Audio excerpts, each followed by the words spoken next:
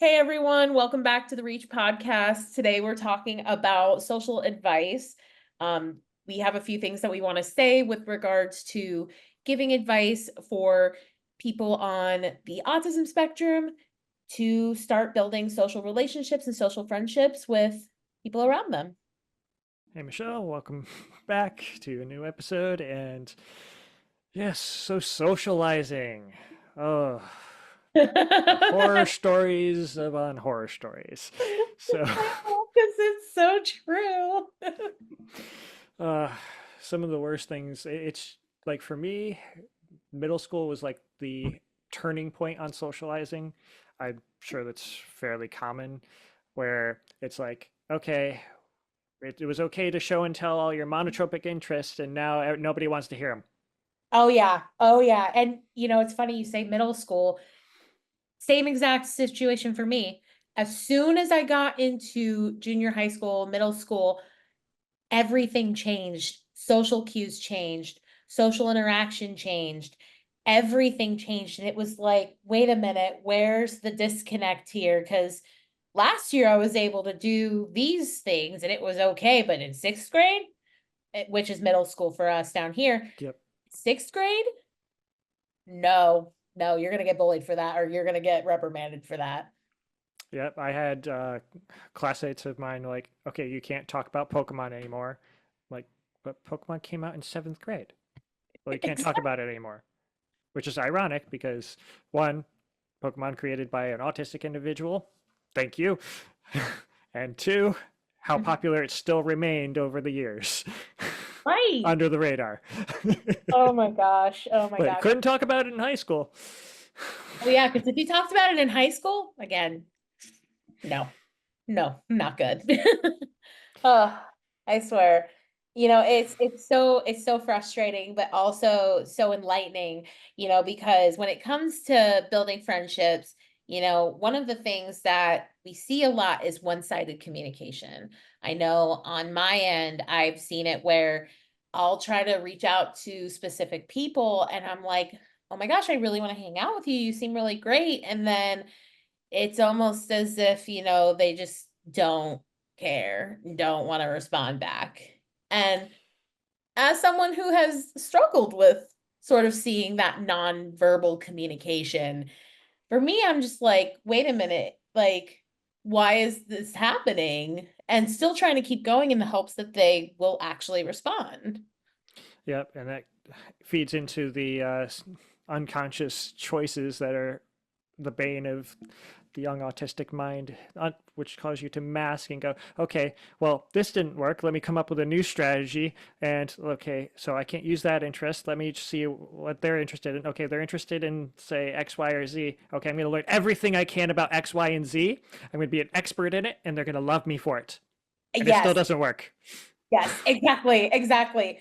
It's so funny because one of the trauma responses is fawning, which is trying to appease everybody. So you're trying to do whatever you can to make them on your side, and so you're gonna go through every single length to make sure that they will absolutely enjoy your presence and like you and want to be around you and build a friendship with you, and then boom, no, doesn't happen. What are we doing wrong here? What are we Yeah. doing? I, part of it is that we're not always the ones that arguably at fault here. It's the misunderstanding and lack of understanding as a whole between the two different communication styles. Because it's around that age where it's like, okay, we're in this social bubble where, okay, nobody is talking to me anymore, but everybody seems to know what's going on, but I don't know what's going on. So I'm like, okay, there's definitely something wrong here. Why? And then the it wasn't until I've like socialized with other individuals when I got my diagnosis. Okay, I'm like, okay, work with talking to people who are also on the spectrum, and like we communicate fine together. Okay, why is that? Right. And it's like, oh, because we like sharing information. That's what we like to do. And Mm, then over the last couple of years, I've been studying theater and looking at theater from the mindset of the neurotypical mind, and everybody's like, okay, what does your character want and need emotionally from another person? I'm like, that's a thing. Wait, what? I laugh because it's true. I laugh because it's very accurate. It's like, well, wait a minute. I am the last person to know what exactly is going on. So, I'm literally over here in Hawaii where everyone else is over in Maine. So what is happening here? Why is this happening? How do I get to Maine from Hawaii? And, or can someone at least meet me halfway in, I don't know, Kansas or wherever the halfway point is? Someone please help. Yeah, and it's things like this that um, there's a common trend among those who are on the spectrum, especially at a young age, where they start looking at other countries because they feel like they don't belong in their own. Like for me as a kid, I looked at Australia. Like Australia, because it was a fascination of mine. The accent was so fun. It's, well, rural Australian, I should say. I'm not an expert in Australian, but I'll learn it eventually. It's among my studies. And like the animals were so unique, and it was like cool. I might work on learning how to belong there. And it's just like it's the common trend is to describing the autistic child as like a stranger in a foreign land all the time, and it's like always trying to find that place where they belong and finding that tribe, in a sense. Yeah. Oh And yeah, it's not absolutely. until you like openly find some people to actually communicate like you like, oh, there is a place. There Yeah. is. Oh my goodness. Oh my goodness. But when it comes, but then the challenge is how do we communicate and navigate socializing with everybody else? And how can Right. everybody else meet us? Right. And Because no, go ahead.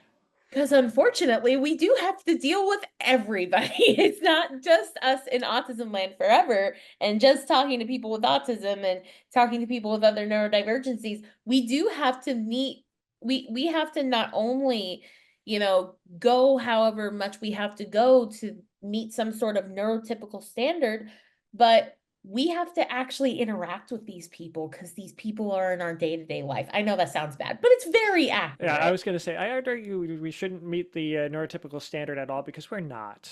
We have Right. to accept the fact that we're not. And at the same time, they need to accept the fact that we're not.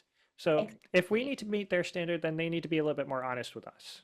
Exactly. Exactly. It's one thing, when we're trying to, practically beg for some sort of connection, we're trying to get some sort of interaction from a neurotypical person, and they are just going complete flatline. We need them to communicate too. It's not just us trying to, it shouldn't be just us trying to reach for this standard and try to fit into this box of I'm going to be like you and I'm going to communicate with you because of this. No, there has to be a meeting point and there has to be acceptance.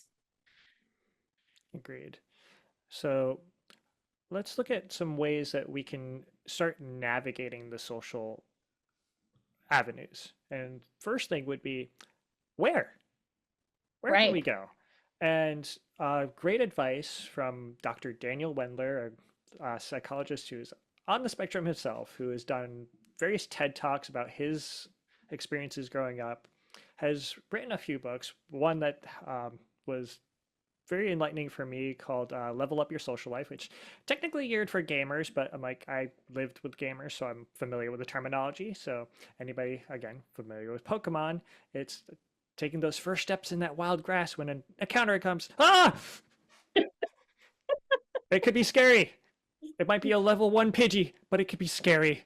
Yeah, And yes, you need to take those steps and maybe explore things that like might be slightly new, but take it slow. Like even try in like safer environments, low stimulation environments, limited number of people, and try some things or find groups with of things that you are full on interested in.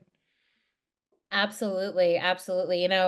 I'm glad you brought up groups like special interest groups. That's definitely something that has helped me with some of my social skills. I know that when I was living in West Palm Beach, there was, and if you know me, you know that I am obsessed with pugs. I have three of my own, and I love pugs in general. But being in a group where there were people who also had pugs and also were very obsessed with pugs actually helped me a lot. Pugs are loud and they snort a lot, and for me, I didn't care because I love them. And so being a part of that special interest group for me was really significant in me growing my social skills because then I could just info dump about pugs and talk to them all about how amazing my dogs are and what kind of tricks they can do. And also, I can give you the lifespan of a pug and all of these other really fascinating facts about pugs in general. So for me, that really, really helped expand my social skills. which is awesome.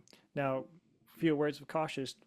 When you do get into some groups, you don't want to info dump completely right away, otherwise you might scare some people. So always try to get information slowly as needed, not everything all at once, because then people might go, huh, yeah. And the other Yeah. nice thing about these groups is then you get involved in these groups, you find about like there's a whole world of just interconnected. Okay, maybe it's a whole interconnected world of pugs. Like me, my interest is improv, and improv has an oddly underground network everywhere.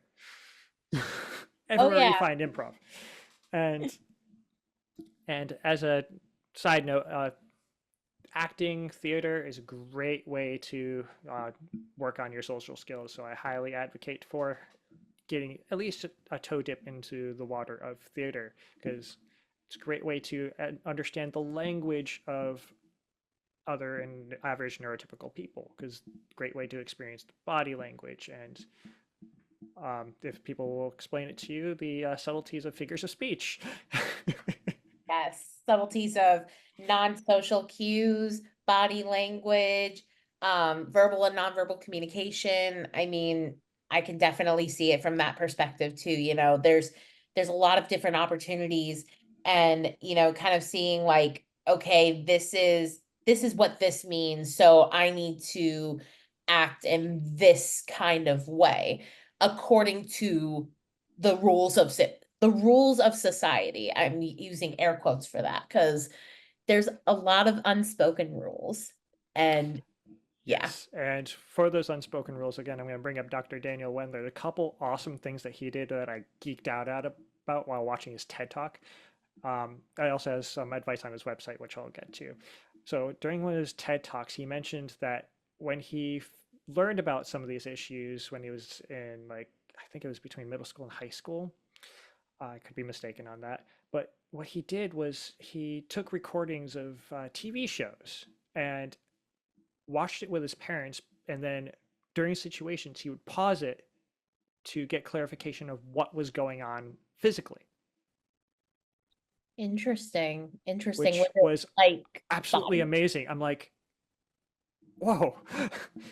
Sorry, what was your question? I was gonna say, was he like trying to get clarification on like the body language or Yes, the body language, and oh, I might have been the subtleties of what was being said too, but body language was a huge factor here. And watching the TV shows was like a great opportunity because, especially nowadays, like when I was a kid, TiVo wasn't a thing, but you still had VHS or TiVo, and now you got DVR recordings or just stream episodes.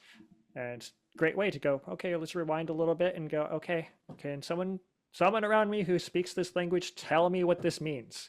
Because it's literally another language is how to look at it. It's completely different. And on his website, he simplifies body language to a basic couple categories of being open or closed.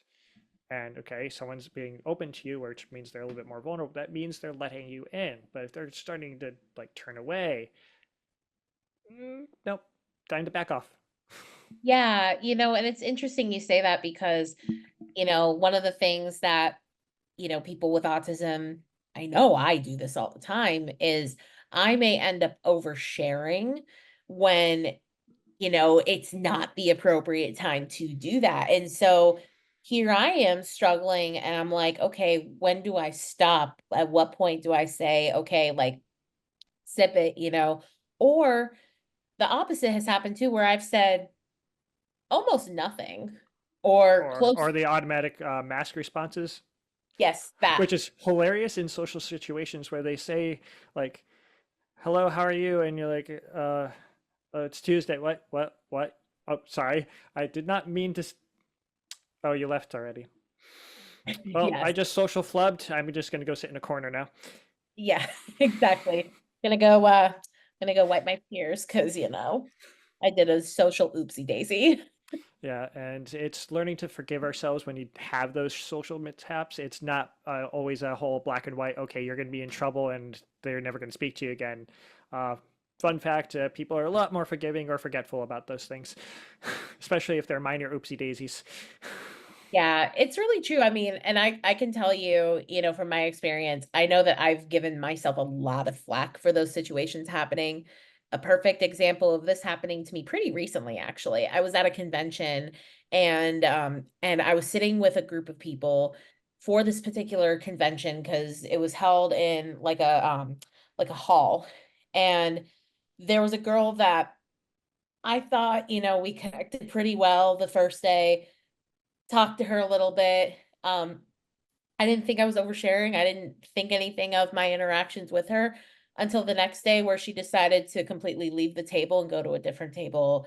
That was like away from where we were, on the other side of the room. And I just remember being like, was this something I said? Was it was it my body odor? What was it something that I like, did I look okay? Was I presentable?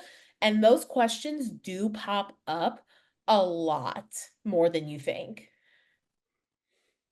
Yeah, I've had instances, I can't recall any at the moment, where I would go back, like when I got back home, I would just run through the entire conversation in my head and go, what went wrong? And just Right. overly analyze it. Yeah. And to no avail or help to myself, Oh, honestly. absolutely. Absolutely. I still script out conversations, and I don't just do it in my head. I do it out loud and I'm like, okay, where was the breakdown of communication here? How could I have said this better? What could I have said in response? I also say like, okay, well, maybe I wasn't wrong in those instances. Maybe they were just a little bit closed-minded, but 9 times out of 10, I'm like, okay, where did I go wrong? And we shouldn't be thinking like that, we really shouldn't be, but here we are. You know, um, Autistic people tend to have a very hard time of making friendships and building meaningful relationships. And it really does come down to, being able to teach or being able to explain, hey, this is what happened, be honest, because we're brutally honest too. Yes. And it's like we're always trying to find that perfect formula that'll get us a friend. Yes. We And there want isn't one. We want 1 plus 1 to equal 2, not 1 Not 2 plus plus 2 equals 5. that. To throw a Exactly. 1984 reference here. Very that. It's so true though, because, it's supposed to be black and white. It should be black and white. It should be, that it should be that very straightforward, organic, math problem that it's always going to be this answer no matter what. No. Now we're gonna go ahead and throw, physics and chemistry and every other subject out there to make it very complicated and very hard to Yeah, interpret. lies, deceit, jealousy, and oh, social hierarchy and status, which is a hilarious concept too. That was blew my mind when I was going through theater. I'm like, really? This is a thought process? Like, I'm the type of person, if I was having dinner with like a queen or a president or something, I wouldn't think anything of it. Oh Like, my gosh. like, why? We're both humans, I think. I Right. hope. Exactly. We hope. Meanwhile, it was that, but also take it on a smaller scale, like high school. You do have your cliques. You do have the populars and the jocks and the band geeks and the theater kids and the and Seniors and freshmen. that exactly. I So was the weird freshman who sat at the seniors table no, on yeah, purpose. I can't even say that. I was the one who sat by themselves pretty much for the most part. I did have, some friends in classes that I sat at lunch with, but I would say out of my entire high school career, I would say there was probably more times where I sat alone than with a group of people because I didn't know where to go. I didn't know how to initiate those interactions. I still struggle with that as a 33-year-old woman. I still struggle with that. And I go to the nearest empty table because I'm like, this is comfortable. I don't have to talk to anybody. Yeah, so for me in high school, because I went to a trade school, we already were divided into cliques based on our trade after the freshman year. But before then, it was like, okay, these are the people I have math class with. Okay. But otherwise, because I was in advanced math, so I was like, okay, we're the nerdy group as it is. Yeah. So, and not that being a nerd is a bad thing, because I love it. So, Love. Oh my um, goodness. but college now, like when it comes to dining, so the place where I'm at right now, the dining hall is not very acoustically friendly, I would just say. So very dense, a lot of sound pressure, and I avoid it. And as such, I just spend my hour lunch by myself, usually working on something else because I can't be in that environment anyway. And it sucks. I mean, I can't socialize with anybody because nobody, like the group I'm with does know that I can't be in there, but no. So I'm like, it Yeah. is what it is. So I just make sure I keep myself busy and get through it. Yeah. That makes sense. I know that even like nowadays, I've had situations like that where it might be that the acoustics are too much. It may just be that there's too many people, too much stimuli going on. And because of that, that can process into, oh my God, why am I here? Why am I doing this? I want to try to train myself to be in this situation, but do I really need to be in this situation? What can I do to get myself out of it? It's one of those like push and pull situations um, where, I tell people like, pick and choose your battles. Would you rather try to integrate, and hope for like, a potential connection, or is it too much for you? And if it is It's too much, that's okay. yeah, essentially a cost benefit analysis, which for the analytical Aspies who are listening, you will love this, or anybody who likes making flow charts and charts. Because there's a straight answer that comes from that. Yeah, so it's like, okay, so you're gonna mask and force yourself to be in this situation. Okay, what are the costs of that? Okay, well, you're gonna be overstimulated, which for some of us might mean we're gonna go nonverbal. Okay, if you have a Mhm. test after your socialization, does that help you? No? Well, what's more important, your academic career or um, socializing in the hopes that you're going to meet someone, which you can meet afterwards also. You can create those opportunities. You can reach out to people, not looking for one-sided reaching out, but like reach out and make meetings happen. Because going back to the socializing situation, it's the only way to also make friends is to create the opportunity to do so. So, but watching out for those one-sided situations where you're the only one in the relationship that is making those efforts. Because if you are, then that is arguably not a healthy thing to be in. Absolutely, absolutely. Especially to like, if you're in a potential situation or potential friendship where there was two-sided communication going on, and then all of a sudden it becomes one-sided. It's almost like the person is ghosting you. And for those who don't know what ghosting is, it's pretty much like they're there one day and then boom, they're gone the next. I know that like personally speaking, I've seen it on a friendship level. I've seen it on a romantic relationship level where it's just been like, we did have these two-sided conversations going on. We thought the conversation was going really nice, everything seemed to be okay. Boom, stop all communication altogether. It's like, wait a minute. Wait a minute, what just happened? Yeah, I've seen that in the familial level too. Yeah, And yeah, it's like, in part of socializing is also learning like limits too. Like if you're texting and whatnot, you shouldn't be going, hey, you listening? I asked this question and this is only within 5 minutes. I asked this question like 2 minutes ago. Did you get it? Like it's learning to slow down and learning the limits. Like, hey, if you're messaging, give it some time. Like not everybody reads their messages right away. Same for emails. Like yeah, takes time. Nope, not everybody lives with their phone. yeah. That's if that isn't me when it comes to my job to a fault.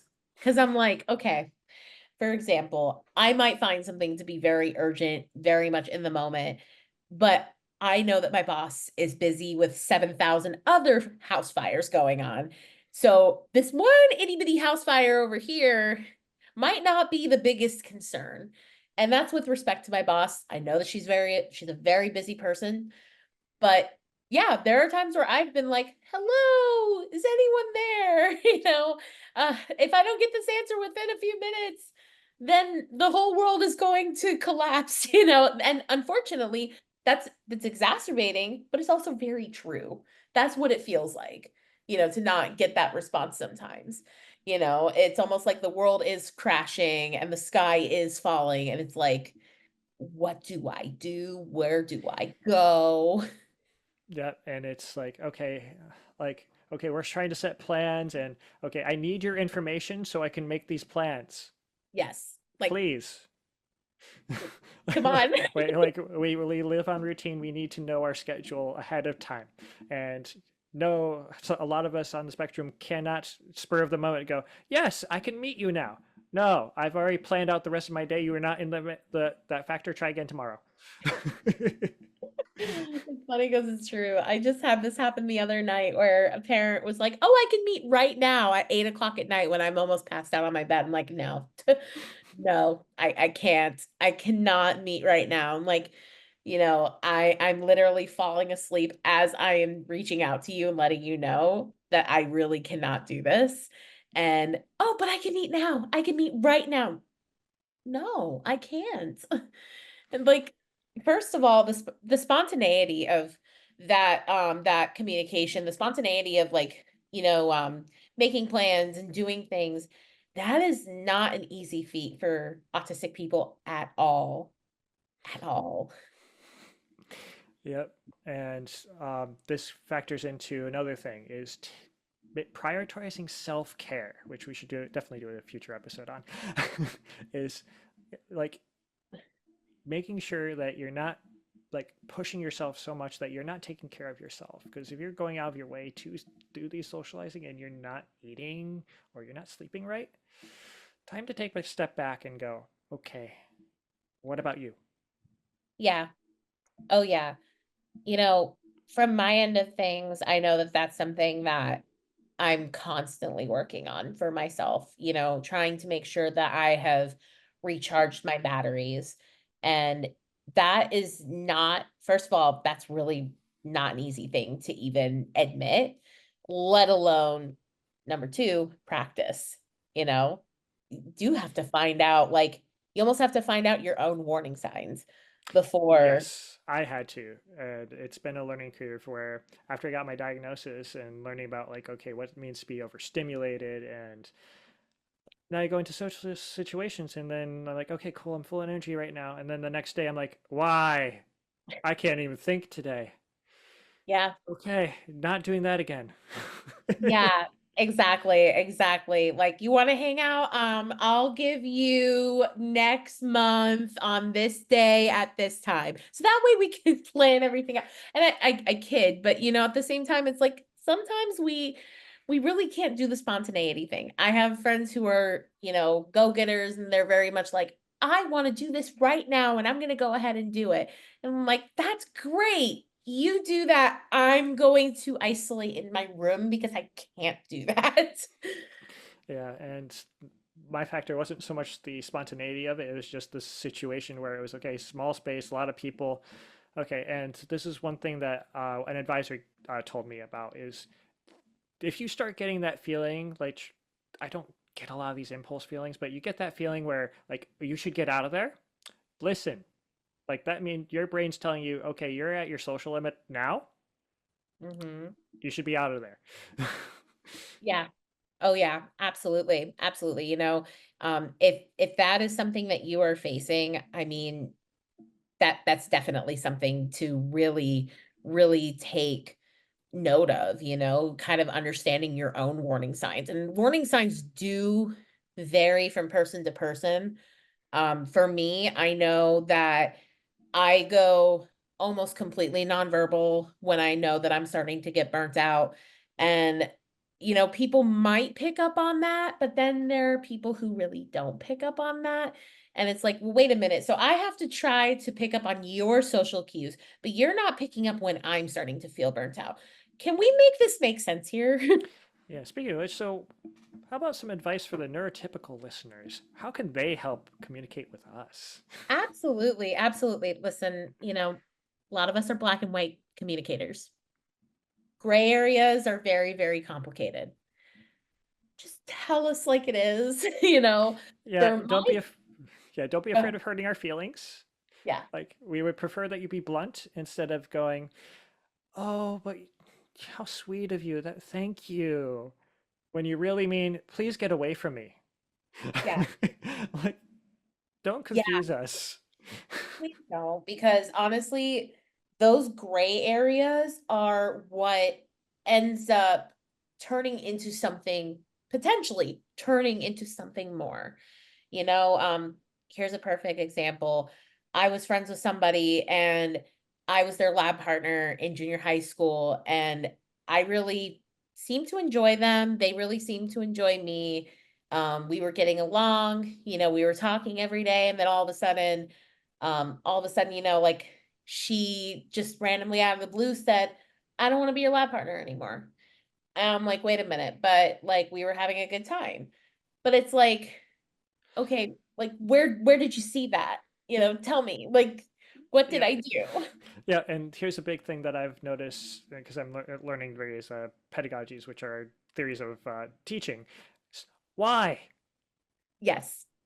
Why? Just tell us why. And it answers so much and deals with so much confusion that we have. Like, if we understand why things went this way, which might be hard because, like, especially younger ages where, okay, it could be very minor from an adult perspective, petty, um, where we wouldn't necessarily understand, but and then the people involved because of the young age probably wouldn't want to go out of their way to explain it either. And Exactly.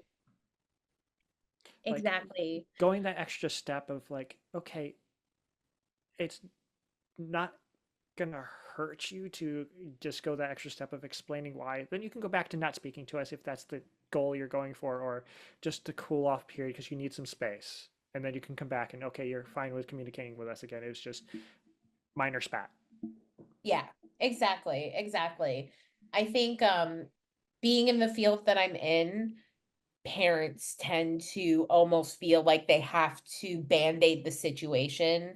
And I want the parents that listen to this podcast to really listen to this. Please don't try to bandage it, just let us know. Um, Teach us also too, you know.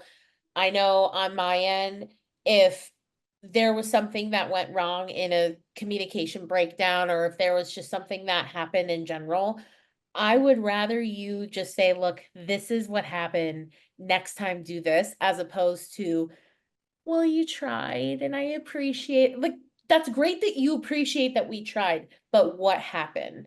Because I want to know so that way, if that situation happens again, I can go about it differently. And now I know the signs.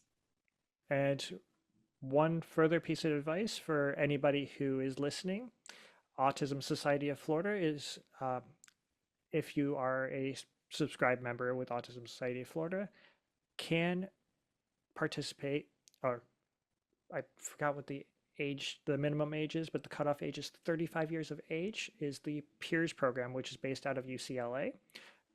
There is a member of Autism Society of Florida who is trained and provides this for members of the Autism Society of Florida community. And I highly recommend anybody try it and experience it. For anybody who has watched Netflix's Love on the Spectrum, it is a featured part of one of their episodes also, where they talk about this program, which navigates some of the social cues and how to take steps towards improving one's social life on the spectrum. Also, to mention, Dr. Daniel Wendler was the person I had mentioned earlier. His books include Level Up Your Social Life, Improve Your Social Skills, and his website is improveyoursocialskills.com. Very cool. Very cool. Well, this was definitely quite a fun episode to record and a very, very important one.